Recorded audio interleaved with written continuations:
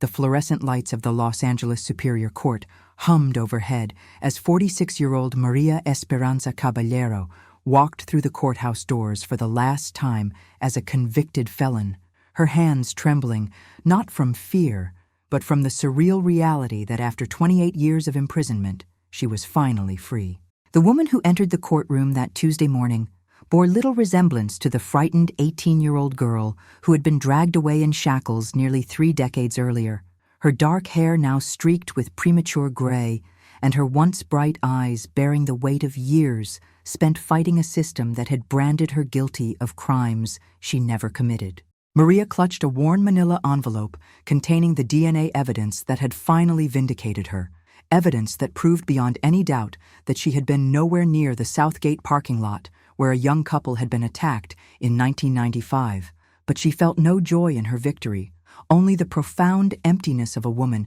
who had lost everything that mattered while proving she deserved to keep it. Her mother Carmen had passed away 3 years earlier, still believing in her daughter's innocence but never living to see it proven. And Maria's younger sister Rosa now stood beside her as a middle-aged woman with teenage children who barely knew their aunt except as a name mentioned in whispered conversations and occasional prison visits. The courthouse steps that she descended as a free woman felt foreign beneath her feet, and the Los Angeles skyline that stretched before her seemed like an alien landscape compared to the city she had known as a teenager, transformed by decades of growth and change that had occurred while she marked time in a concrete cell. The apartment Rosa had prepared for Maria's homecoming was located in a modest building in East Los Angeles, not far from the neighborhood where they had grown up as daughters of Mexican immigrants who had worked multiple jobs to provide their children with opportunities they had never had themselves. Maria stood in the doorway of what would be her first non-institutional living space since she was 18, taking in the small but carefully arranged rooms that Rosa had furnished with second-hand furniture and family photographs spanning the decades Maria had missed. The walls were painted a warm yellow that Rosa remembered as Maria's favorite color, though Maria found herself struggling to remember what she had once loved about anything beyond the basic necessities of survival that had defined her existence for nearly 3 decades. A framed photograph of their mother sat prominently on the living room table, showing Carmen at Maria's high school graduation just months before the wrongful conviction that would define the rest of their relationship through prison glass and collect phone calls. Rosa had prepared a traditional Mexican dinner featuring all of Maria's childhood favorites, but as they sat across from each other at the small kitchen table, Maria found that food seemed to have lost its flavor during her years of institutional meals, and conversations felt stilted despite her sister's efforts to bridge the gap between who Maria had been and who she had become. The freedom she had dreamed about for 28 years felt overwhelming rather than liberating, as every choice from what television channel to watch to what time to go to sleep required decisions she had not been allowed to make for most of her adult life. The legal victory that had secured Maria's release was the culmination of a decade-long investigation by the California Innocence Project, led by attorney Sandra Martinez, who had first encountered Maria's case during a law school clinic and had been haunted by the obvious flaws in the prosecution's evidence ever since. The original conviction had been based primarily on a forced confession that 18-year-old Maria had given after hours of interrogation by Los Angeles police detectives who had promised her she could go home if she simply admitted to being present during the attack, a promise that proved to be a lie when she was instead charged with 14 felony counts and sentenced to life in prison. Sandra had spent years tracking down witnesses whose testimony had been coerced or misrepresented, uncovering police reports that had been buried or ignored, and fighting for DNA testing that the prosecution had successfully delayed for over a decade through legal maneuvering and bureaucratic obstacles. The breakthrough had finally come when advanced DNA analysis definitively proved that Maria's biological material was not present at the crime scene, while simultaneously identifying 2 other individuals whose DNA was present, and who had criminal histories consistent with the violent attack that had been committed. Sandra's investigation had also revealed that multiple witnesses had recanted their original identification of Maria, stating that they had been pressured by police to select her photograph from lineups, even when they had expressed uncertainty about their ability to identify the attackers. District Attorney Nathan Hochman had issued a formal apology during the court proceedings, acknowledging that the system had failed Maria catastrophically and expressing the county's commitment to preventing similar injustices in the future. But his words could not restore the decades she had spent in prison or resurrect the relationships that had withered during her incarceration. The media attention that followed Maria's exoneration was intense but brief, with journalists eager to tell the story of her wrongful conviction, but less interested in the complex emotional and practical challenges she faced in rebuilding a life that had been interrupted at its beginning. Television crews filmed her walking out of prison and interviewed her about her feelings regarding her release, but their questions focused on her gratitude for freedom rather than her grief for what had been lost, and their coverage moved on to other stories within days, while Maria continued to grapple with the overwhelming task of creating an identity beyond that of a wrongfully convicted woman. The California Innocence Project organized a press conference to highlight the systemic issues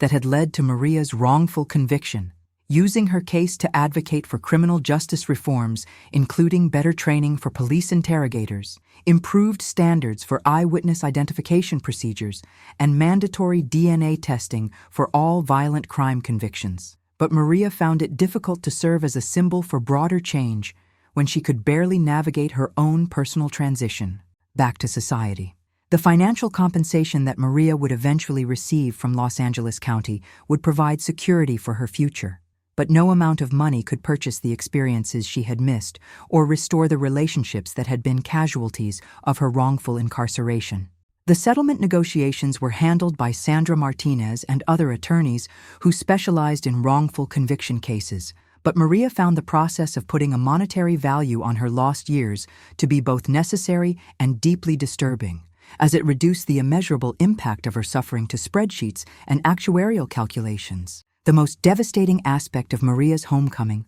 was confronting the relationships that had been frozen in time or irreparably damaged by her 28-year absence from the world. Her mother, Carmen, had visited religiously during the early years of Maria's incarceration, bringing home-cooked meals and updates about family members. But the strain of maintaining hope while watching her daughter age in prison had taken a terrible toll on her health and spirit over the decades. Carmen had developed diabetes and heart problems that family members believed were exacerbated by the stress of having a daughter in prison, and her final years had been marked by increasing frailty and depression that deepened each time Maria's appeals were denied or delayed. Maria's father had died during her 15th year in prison, and she had been denied permission to attend his funeral, a denial that had created a rift between her and the correctional system that never healed and that continued to fuel her anger long after her release. Rosa had been 24 when Maria was convicted, newly married and planning to start a family,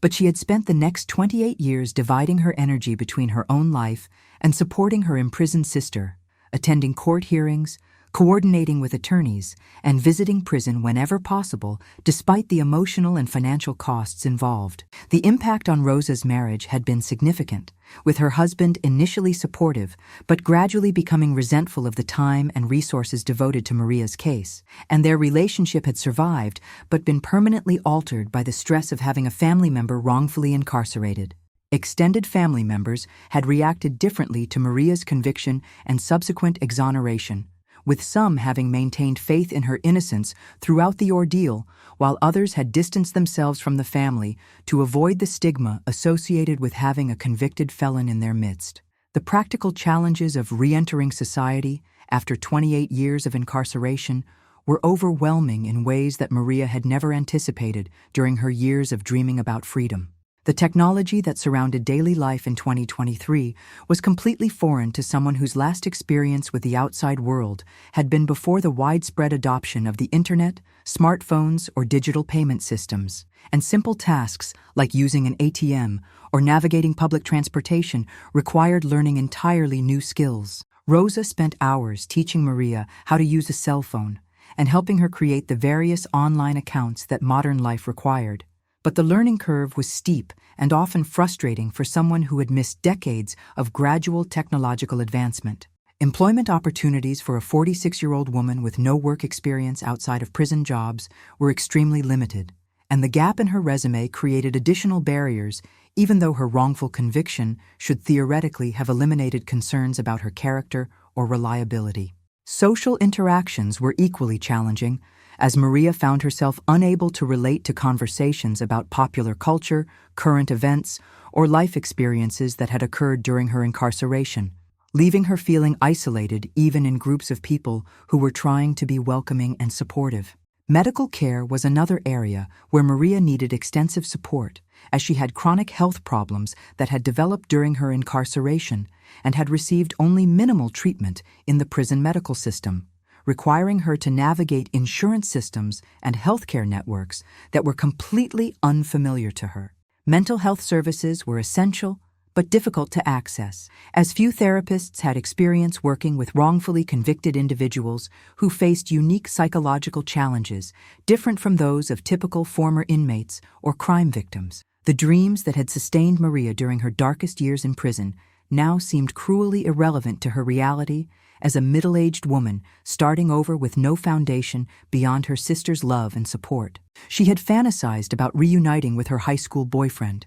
having children, pursuing the nursing career she had planned before her arrest, and creating the normal life that had been stolen from her. But these dreams had been appropriate for an 18-year-old, not a 46-year-old woman whose childbearing years had been spent in prison and whose peers had decades of life experience she could never catch up with. The grief she felt for her lost opportunities was complicated by survivor guilt and anger that she struggled to process in healthy ways, leading to periods of depression and rage that frightened both her and Rosa with their intensity. Support groups for former inmates were not helpful because her experience as a wrongfully convicted person was fundamentally different from that of people who had committed crimes and were seeking rehabilitation and redemption, while support groups for crime victims did not address her specific situation either. The legal settlement that would eventually provide financial security was still being negotiated, leaving Maria dependent on Rosa's generosity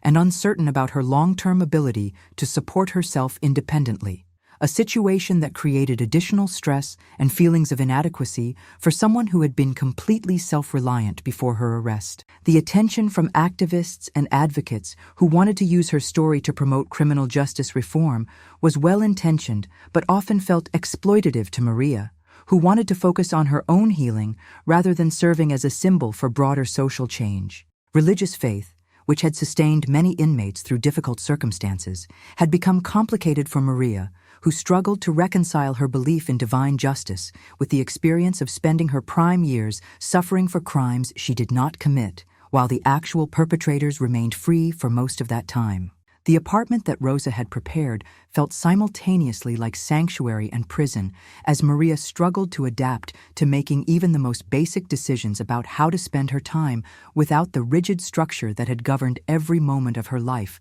for 28 years. Prison schedules had dictated when she woke up, when she ate, when she could shower, exercise, or even go outside, and the sudden freedom to choose created a paralyzing anxiety that she had never anticipated during her years of dreaming about release. Simple decisions like what to eat for breakfast or what clothes to wear became overwhelming when she realized that she had no developed preferences for anything beyond institutional necessities, and her attempts to rediscover personal tastes and interests felt artificial and forced rather than natural expressions of identity. Rosa tried to help by taking Maria shopping for clothes, household items, and personal care products, but these excursions were exhausting for Maria, who found herself overwhelmed by the abundance of choices available and suspicious of spending money on anything beyond basic survival needs after decades of living with nothing. The grocery store was particularly challenging, with its vast array of products and brands that had not existed during her incarceration, and Maria often found herself standing frozen in aisles trying to process the sensory overload of colors, sounds, and smells that assaulted her after years of monotonous institutional environments. Sleep was another major challenge, as Maria had spent 28 years sharing cells with other inmates and falling asleep to the constant noise of institutional life, making the quiet of her own bedroom feel strange and unsettling rather than peaceful and restful. Television and internet content were overwhelming sources of information about cultural changes that had occurred during her absence, but they also served as constant reminders of how much she had missed and how difficult it would be to ever catch up with the shared cultural references that connected people of her generation. The medical care that Maria needed to address health problems developed during her incarceration revealed the extent to which prison health care had failed to maintain her well-being during her prime years, creating chronic conditions that would affect the quality of her remaining life, even though she was finally free. Dental problems that had gone untreated for years required extensive and painful procedures that served as daily reminders of the neglect she had endured while fighting to prove her innocence, and the physical therapy needed to address back and joint problems from years of sleeping on thin mattresses and sitting in uncomfortable chairs was a long-term process that would take years to complete. Vision problems that had developed from years of poor lighting and limited access to proper eye care required expensive corrective procedures, while the stress-related health issues, including high blood pressure and digestive problems, would require ongoing monitoring and management for the rest of her life. Mental health treatment was equally complex, as Maria struggled with symptoms of institutional trauma that were different from typical PTSD and required specialized understanding from therapists who had experience working with wrongfully convicted individuals. The combination of grief for her lost years, anger at the system that had failed her, survivor guilt about being free while other innocent people remained imprisoned, and anxiety about navigating an unfamiliar world created a psychological burden that no amount of vindication could resolve. Support groups for trauma survivors were not helpful because her experience was fundamentally different from that of crime victims or combat veterans, while support groups for former inmates focused on rehabilitation and redemption rather than the unique challenges faced by people who had been innocent all along. The process of applying for victim compensation and navigating the bureaucratic requirements for documenting her losses was re-traumatizing in itself, requiring Maria to repeatedly relive and quantify her suffering for officials who seemed more concerned with limiting the state's financial liability than with acknowledging the human cost of her wrongful conviction. The relationship with Rosa, while loving and supportive, was complicated by the fact that they were essentially strangers who happened to share childhood memories and family history, but had lived completely different adult lives shaped by dramatically different experiences and responsibilities. Rosa had spent 28 years building a career, raising children, managing a household, and developing adult relationships and interests, while Maria had spent the same period focused solely on survival and maintaining hope for vindication in an institutional environment that bore no resemblance to normal life. Their conversations often felt stilted because they lacked shared adult experiences to discuss, and Maria found herself feeling like a burden when Rosa had to explain basic aspects of contemporary life that everyone else took for granted. Rosa's teenage children were polite, but obviously uncomfortable around their aunt, uncertain how to relate to someone whose life experience was so different from anything in their world, and Maria felt guilty about disrupting their family routines and claiming attention that Rosa needed to devote to her own children's needs. Extended family members who had maintained belief in Maria's innocence during her incarceration now struggled with how to incorporate her back into family gatherings and traditions that had evolved during her absence, and Maria often felt like an outsider at events where she should have felt most welcome and accepted. Church services and community events that Rosa attended regularly were overwhelming social environments where Maria felt exposed and judged, even when people were trying to be welcoming, because she was acutely aware of her inability to participate in normal conversations about work, family, or current events. Dating and romantic relationships seemed impossible to contemplate for someone who had missed decades of normal relationship development and who carried the emotional baggage of wrongful conviction, especially given the media attention that made it difficult to meet people who didn't already know her story. The legal settlement process, while necessary for providing financial security, forced Maria to confront the impossible task of quantifying the value of her lost years and the impact of her wrongful conviction on every aspect of her life and future prospects. Attorneys specializing in wrongful conviction cases explained that settlements typically considered factors such as lost earning potential, pain and suffering, medical expenses, and the specific circumstances of the wrongful conviction, But Maria found it deeply disturbing to reduce her experience to monetary calculations that could never truly compensate for what had been stolen from her. Expert witnesses provided testimony about the typical career trajectory and lifetime earnings that someone with Maria's educational background might have achieved, but these projections felt abstract and irrelevant to someone who now had to rebuild her entire identity and life plan at an age when most people were approaching the peak of their careers and personal achievements. The psychological evaluation required for the settlement forced Maria to relive traumatic experiences and document the ongoing mental health impact of her wrongful conviction, a process that was re-traumatizing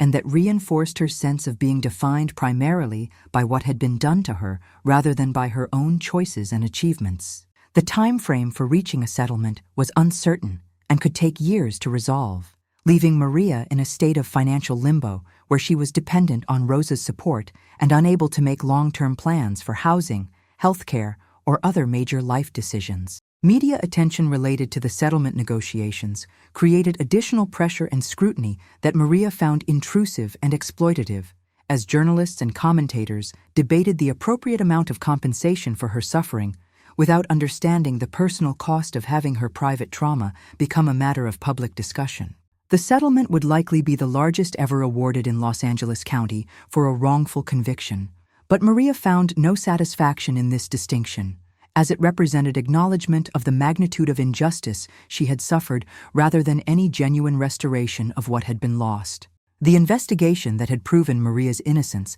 continued to generate new discoveries about the failures in her original case, revelations that were simultaneously vindicating and deeply disturbing as they illustrated the extent to which the system had failed her at every level. Police reports that had been buried or ignored during the original investigation contained witness statements that contradicted the prosecution's theory of the case, and interviews with original witnesses revealed that many had been pressured or coerced into providing testimony that they knew was unreliable or false. The detective who had obtained Maria's confession had a history of using similar tactics in other cases, several of which had also resulted in wrongful convictions that were only being discovered now through systematic review of his cases by the District Attorney's Conviction Integrity Unit. Video surveillance from the area of the crime had been available at the time, but had never been properly reviewed by investigators, who seemed more interested in closing the case quickly than in ensuring they had arrested the right person. And this footage would have provided an alibi for Maria if it had been examined during the original investigation. Expert testimony that had been presented during Maria's trial had been based on outdated and discredited forensic techniques that were no longer accepted in the scientific community. But the defense attorney assigned to her case had lacked the resources and expertise to challenge this evidence effectively. The prosecutor who had handled Maria's case had subsequently been disciplined for misconduct in other cases, including withholding exculpatory evidence and making false statements to juries. But these discoveries came too late to help Maria and highlighted the systemic problems that had made her wrongful conviction possible. Appellate courts had upheld Maria's conviction despite obvious flaws in the evidence and legal representation, demonstrating the reluctance of the judicial system to acknowledge and correct its own mistakes even when fundamental errors were apparent to outside observers. The community that had once known Maria as a promising high school graduate had changed dramatically during her 28 years of incarceration, with gentrification and demographic shifts transforming the neighborhood where she had grown up into an unfamiliar landscape that no longer felt like home. The high school she had attended had been renamed and restructured multiple times, and most of her former classmates had moved away or changed so significantly that reconnecting with them felt impossible rather than appealing. Local businesses where she had worked part-time jobs as a teenager had closed or been replaced by upscale establishments that catered to a different demographic, eliminating landmarks and gathering places that had once defined her sense of community and belonging. The Catholic Church, where her family had been active members, had seen significant changes in leadership and congregation, and while the current pastor was welcoming, Maria felt like an outsider among parishioners who had shared decades of community life and experiences during her absence. Political and social changes in Los Angeles and California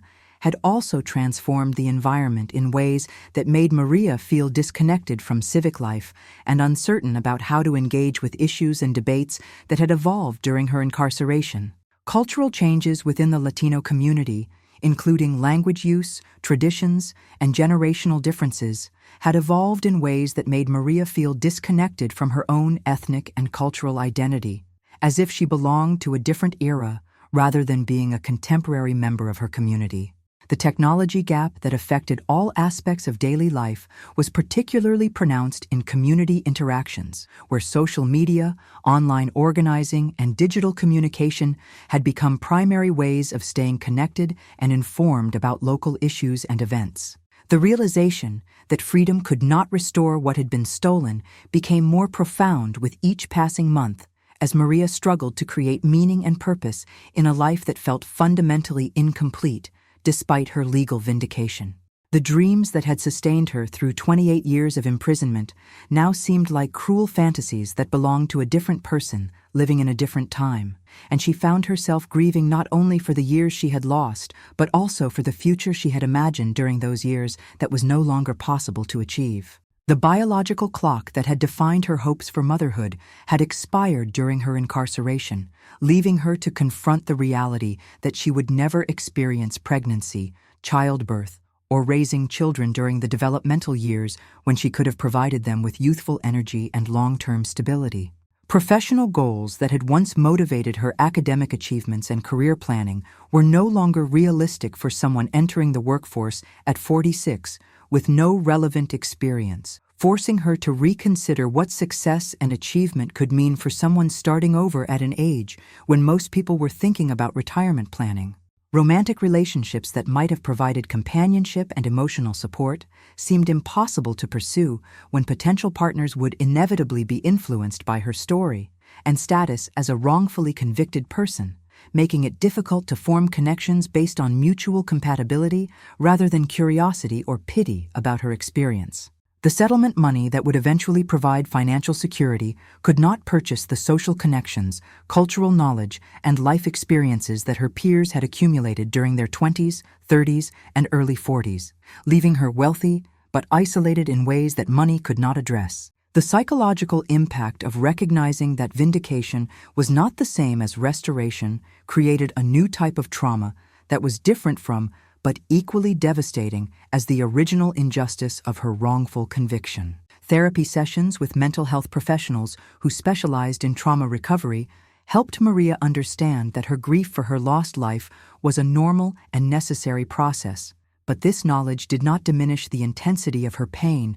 or provide clear pathways for healing and acceptance. The anger she felt toward the system that had failed her was complicated by recognition that expressing this anger publicly could damage her reputation and legal position, forcing her to maintain a public facade of gratitude for her freedom while privately struggling with rage about what had been stolen from her. Survivor guilt about being free while other innocent people remained imprisoned created additional psychological burdens, as Maria felt obligated to advocate for criminal justice reform and other wrongfully convicted individuals, even when these activities were emotionally draining and interfered with her own healing process. The expectation that she should be grateful for her freedom and settlement felt oppressive when she was actually mourning the life she should have lived, and well-meaning friends and supporters often seemed uncomfortable with her expressions of grief and loss rather than celebration of her vindication. The identity she had constructed as a woman fighting to prove her innocence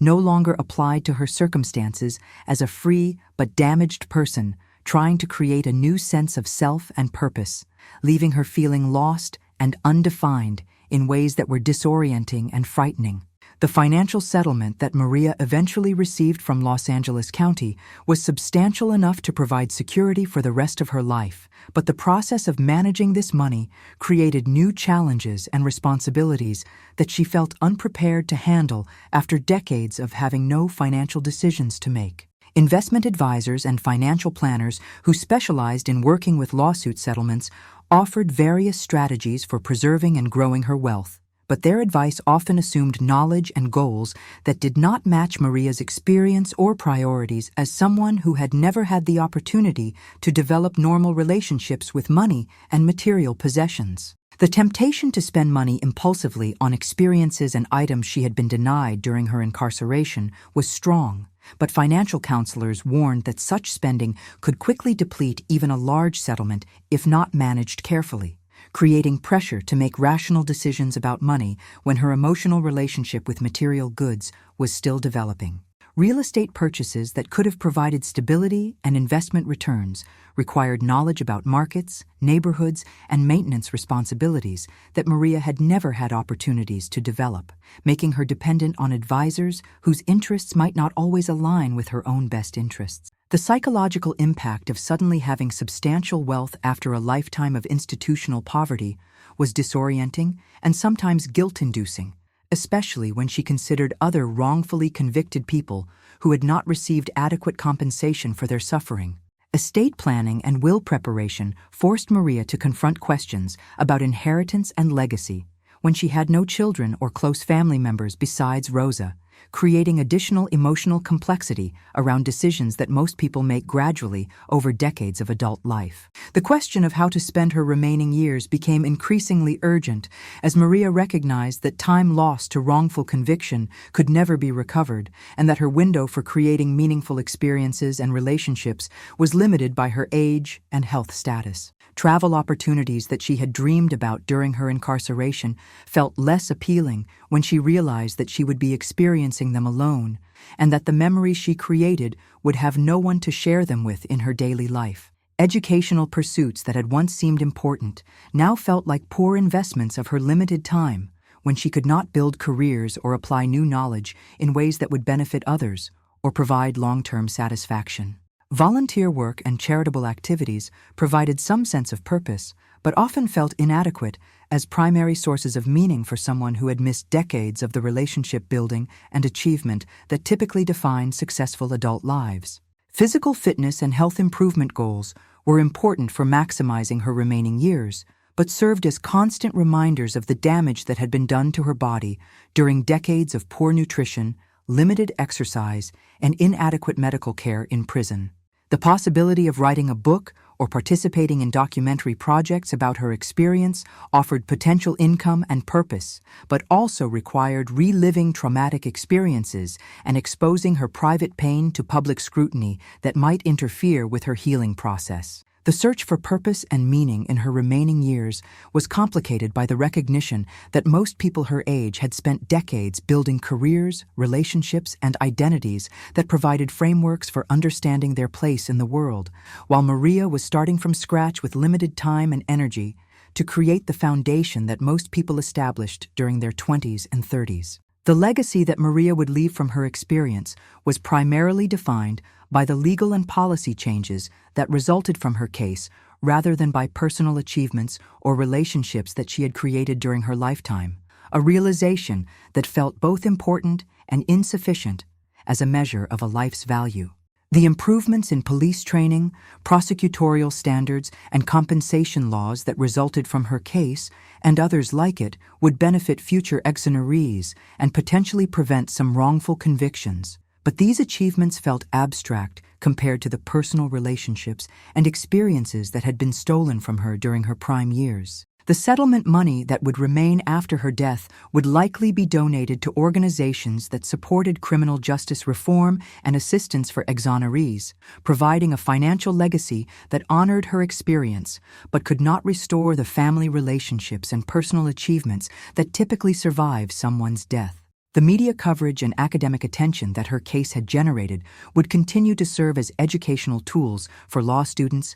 police officers, and policymakers, but this intellectual legacy felt inadequate compared to the children she might have raised or the career achievements she might have accomplished if her life had not been derailed by wrongful conviction. The relationships she had managed to build during her years of freedom, primarily with Rosa and other family members, were meaningful, but limited by the abbreviated time she had available for nurturing connections and the emotional barriers created by her traumatic experiences. The knowledge that her suffering had contributed to greater awareness of wrongful conviction and improved protections for future defendants provided some sense that her experience had meaning beyond personal tragedy. But this intellectual satisfaction could not fill the emotional void created by decades of lost opportunities for love, family, and achievement. As Maria approached the second anniversary of her release and contemplated the limited time she had remaining to create meaning and happiness in her life, she found herself caught between gratitude for her freedom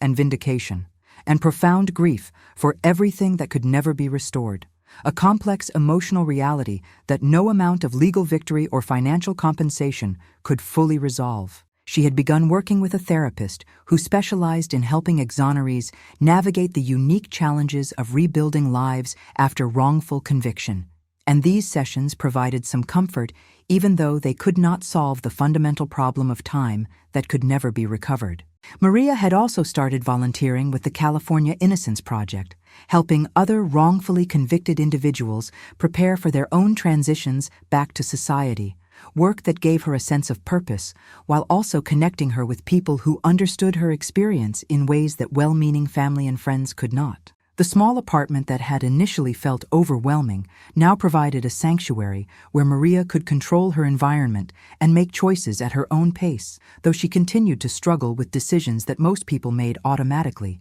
after decades of practice. The financial settlement had been finalized, providing her with resources that would allow her to live comfortably for the rest of her life and to support causes that were important to her, though the money could never truly compensate for what had been lost. As she looked toward an uncertain but finally autonomous future, Maria found herself beginning to understand that healing from wrongful conviction was not about returning to the life she might have lived, but about creating something new from the fragments that remained, a process that would take the rest of her years and would never be complete, but might still contain moments of genuine peace and purpose.